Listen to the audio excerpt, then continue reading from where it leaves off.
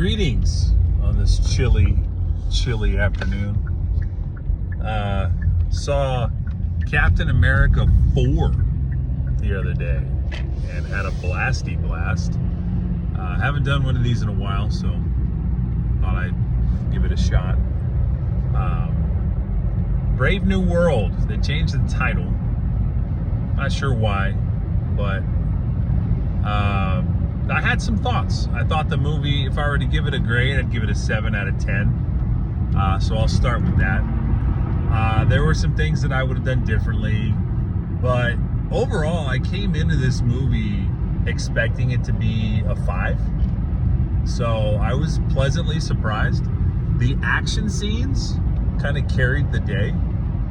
I do agree with the critique that I'm hearing that the best parts were in the trailer, which that's irritating, but it happens. I think that the best action sequences were spoiled in the trailers.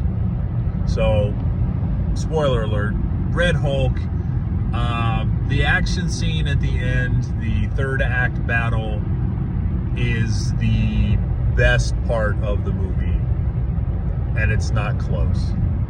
Having said that, though, there are a lot of battles, like fight scenes in the movie that were like really cool, and I was kind of surprised by that because, and they talk about it a little bit. The new Captain America, Sam Wilson, is not a super soldier, so he doesn't have the strength that Bucky and Steve Rogers have, and even Isaiah Bradley, who's the hidden Captain America in the movie. You would have to see Falcon and Winter Soldier, the TV show, to know who Isaiah Bradley is.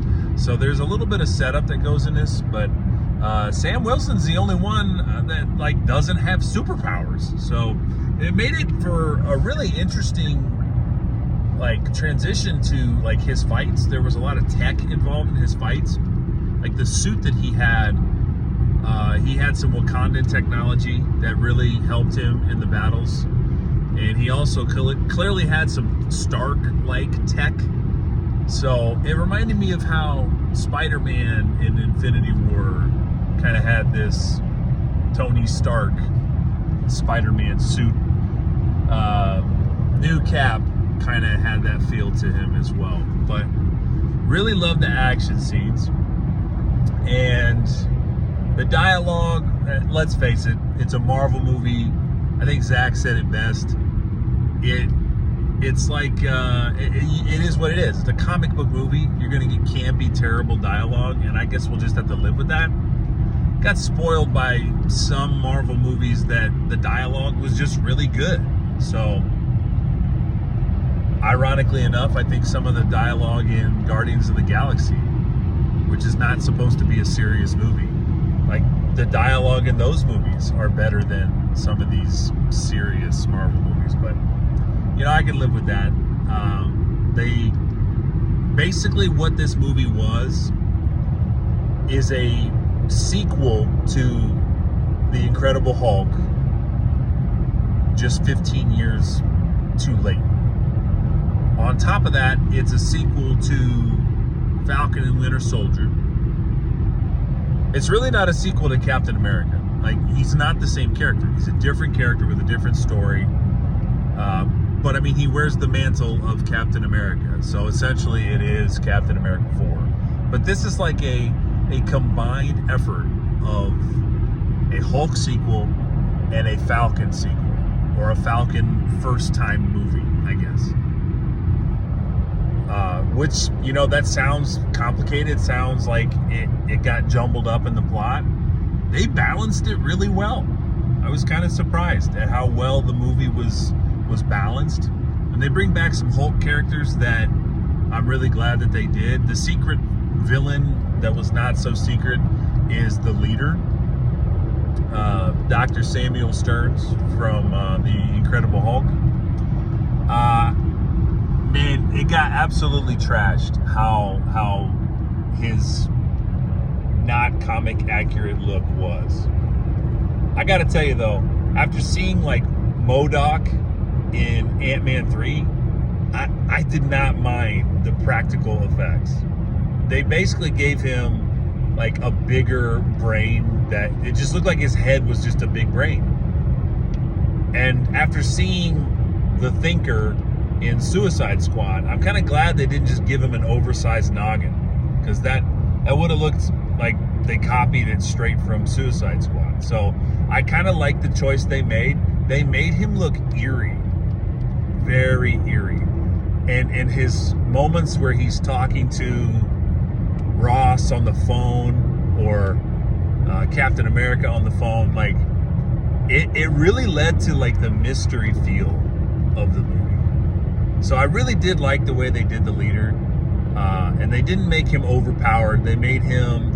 Lately, they've been making every villain like the ultimate universe slayer villain, and it's like, good. Give us a villain that has a clear advantage over the hero, but the hero prevails.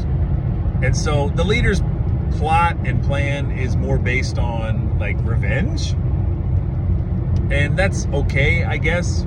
But it's kind of backwards that the Hulk's arch nemesis is actually more ticked off at Red Hulk than he is regular Hulk. And to kind of lead into that, it was interesting that they made some interesting choices with Harrison Ford's Thaddeus Ross. Like, Ross should not be a character who he's power hungry. That's who the character is. So it was really odd that they made it seem like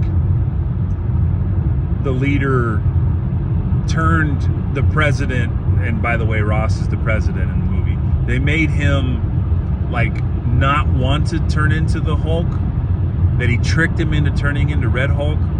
But in the comics, like, that's kind of what Thunderbolt Ross wanted. So it was really odd that they made him seem more sympathetic, and he really wanted Betty to like give him one more chance. And that was kind of odd, because I was secretly hoping that this would lead into Ross being like the secret hand behind Thunderbolts. But I don't know. I guess we'll see. I'll withhold judgment. But I would place this Captain America is the third best. So I would put them in order: Winter Soldier, Civil War, Brave New World, and Captain America, the OG.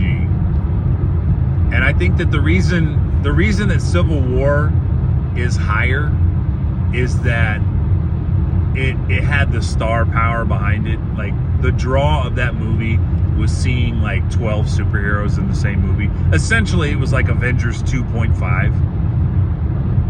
So I don't know. I really think that Civil War, even though I think the way the movie was written, I think Brave New World is a better movie, better plot than Civil War.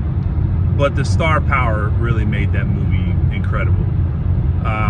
And that's actually why I think Brave New World is better than the original Captain America, which I thought was a good movie. But if we're talking about the 4 Captain America movies, the OG is the 4th best. And maybe that's not fair.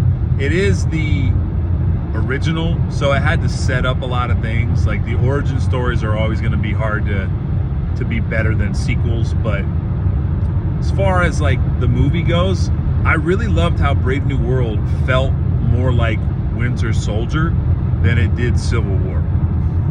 Because Winter Soldier, it's no secret, Winter Soldier is like my all-time Marvel movie. Like, it was so well done. So I really like that they went back to roots with that. So that was good. The movie does suffer from plot confusion. Like, they didn't know what to focus on, and you can tell they went to reshoots several times to get this right. You could tell, like, Isaiah Bradley's stuff was over here.